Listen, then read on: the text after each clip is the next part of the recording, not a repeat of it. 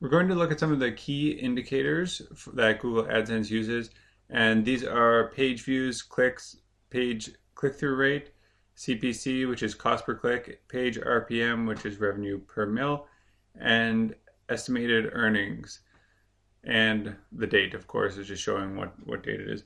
So these are your key things that you need to understand if you're going to be successful with AdSense.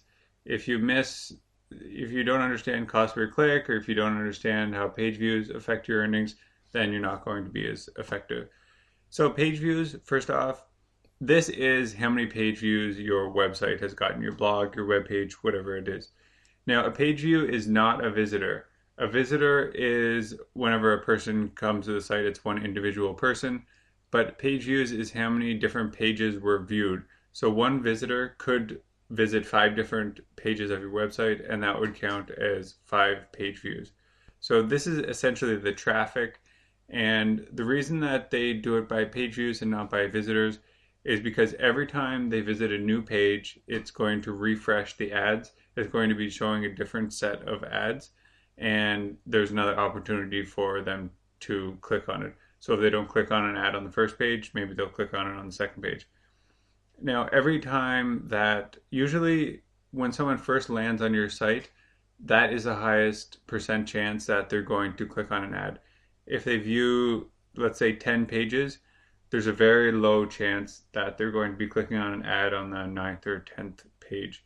So that's just something to keep in mind. Your highest percent chance of getting them to click on something is on the first page. Now, the next thing is the clicks. So this is what happens every time somebody clicks on one of your ads. So they're going through your web page and they just click on it, and that is going to show up as a click.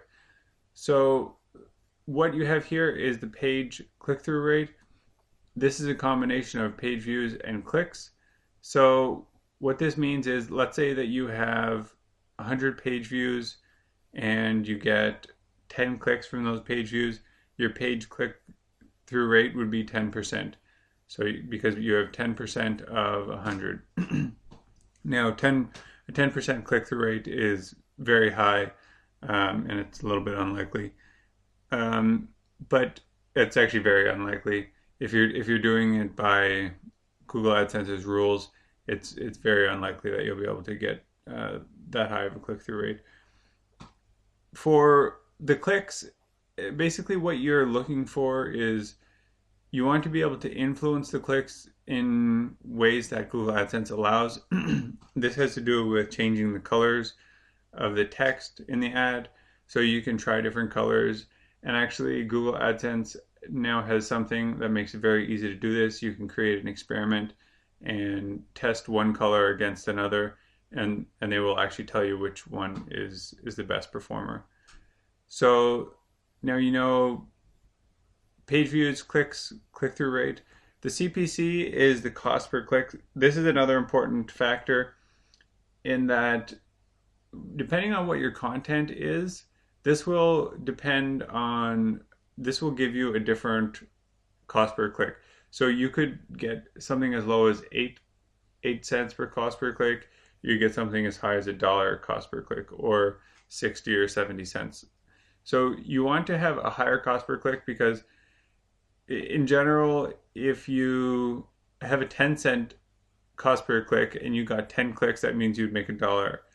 If you had a 60-cent cost per click and you got 10 clicks, you would make $6.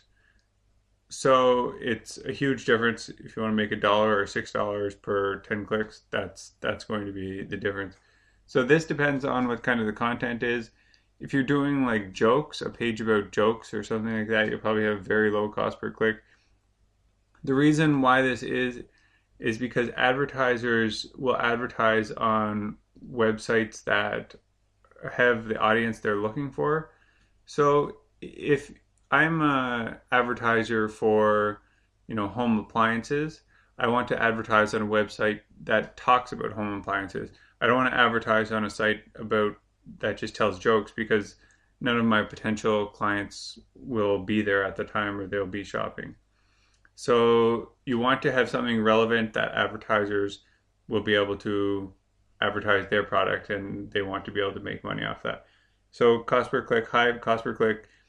You can look at things like automobiles, anything about cars, home appliances are good, home furnishings, home decorating, those things are all good. Renovations, real estate, lawyers, those are all high cost per click. And the other thing you want to do is consider all these factors when you're deciding what you're going to write about. So you want to have something that has high page views and can get a high cost per click, ideally.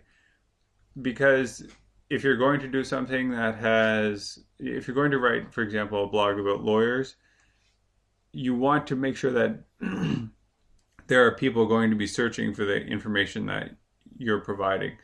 So you'd have to find a way to write about lawyers in a way that attracts enough page views. If you're just trying to compete, directly against other law firms for people who are looking for advice, that kind of thing might be very difficult because you're not going to have many people who are just browsing. Those people are shopping. So you need to choose just very carefully, because that will be determining, your long-term success. And also the difficulty of the niche. For example, making a lawyer's blog could be very difficult because it's a very high competition area and lawyers are able to spend a lot of money advertising. So just keep that in mind. Page RPM. This is how much money you're making per 1,000 visitors, per 1,000 page views. So if your revenue per mil is $5, it means that you're making $5 off of every 1,000 visitors. This means that, say you have a page RPM of $5, if you want to make $20 a day, then you need to get 4,000 page views per day. So it's pretty simple math. If you can get your page RPM up to $8, then you can, if you have 4,000 page views a day, then you have $32. And then that all goes to your estimated earnings. The estimated earnings are the way AdSense does the earnings. They don't give you a finalized earning until they actually pay it out. Sometimes there's a couple dollars adjustment. This could be for fraudulent clicks. It's not fraudulent clicks from you doing it. If you do it fraudulently, then you'll lose your account. If for some reason, let's say somebody clicked on 5 ads when they visited, Google might refund some of the advertisers who paid for that.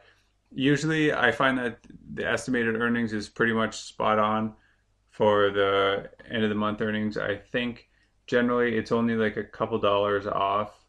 They usually correct like $2 or something like that. For me, it's been very low. I haven't had any major corrections with it. So this is something that you want to understand whenever you're planning what you're going to be writing about, what your site's going to be about. And you can also consider that you don't always have to have a high cost per click in order to make money. If you find a really efficient way to get page views that really works really well, you could still make money with a lower cost per click. You just have to know what your cost is for building the site and running the site. And if you can keep your costs lower than your outcome, that's all that matters. You don't necessarily need a cost per click, high cost per click, but in general, I would recommend that if you're wondering which way to go, I would go for the higher cost per click. But it has to be in a market that you think you can write a lot of content that people are interested in and that they're interested in reading your style of information on.